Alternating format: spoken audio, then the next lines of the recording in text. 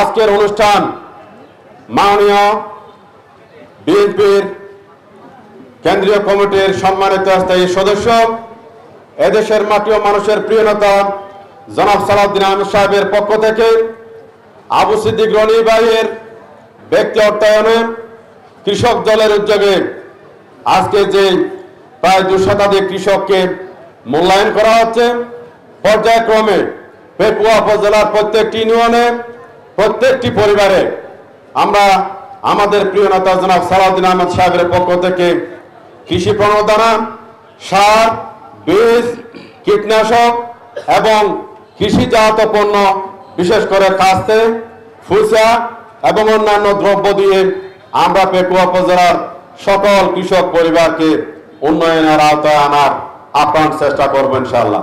কৃষক বাঁচলে বাঁচবে দেশ, শহীদ প্রেসিডেন্ট জিয়াউর রহমান।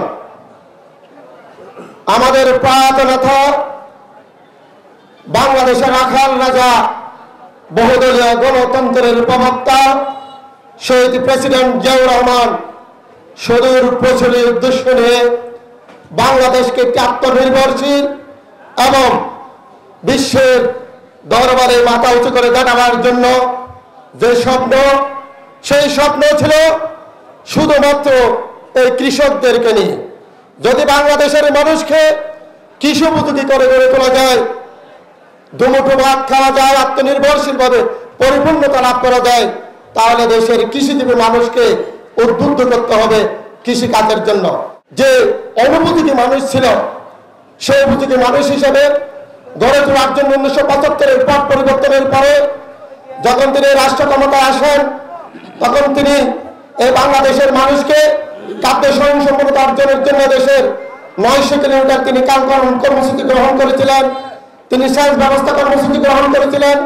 বিদেশ থেকে উন্নত মানের ধানের বীজ আহরণ করে বাংলাদেশে এক কৃষিতে বিপ্লব ঘটিয়েছিলেন।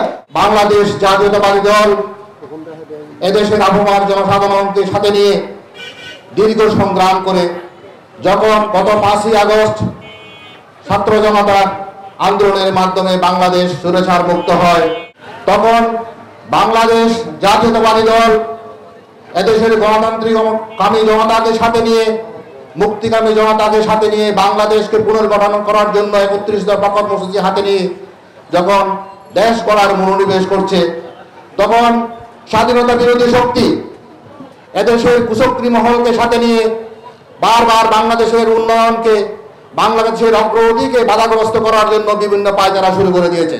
প্রত্যন্ত অঞ্চলের কৃষকদেরকে প্রশিক্ষণের মাধ্যমে একটি প্রশিক্ষিত কৃষক তৈরি করে সরকারের পক্ষ থেকে সর্বোচ্চ সহযোগিতা করে বাংলাদেশকে সর্বোচ্চ খাদ্যে স্বয়ংসম্পূর্ণ কৃষি নির্ভরশীল একটি রাষ্ট্রে পরিণত করা হবে। বারমাখেলা ইউনিয়নের 1 থেকে 9 নম্বর ওয়ার্ডের এক ওয়ার্ডে 20 হতে 25 জন অথবা 15 হতে 20 জন বিষ এবং সার বিতরণ করা হবে।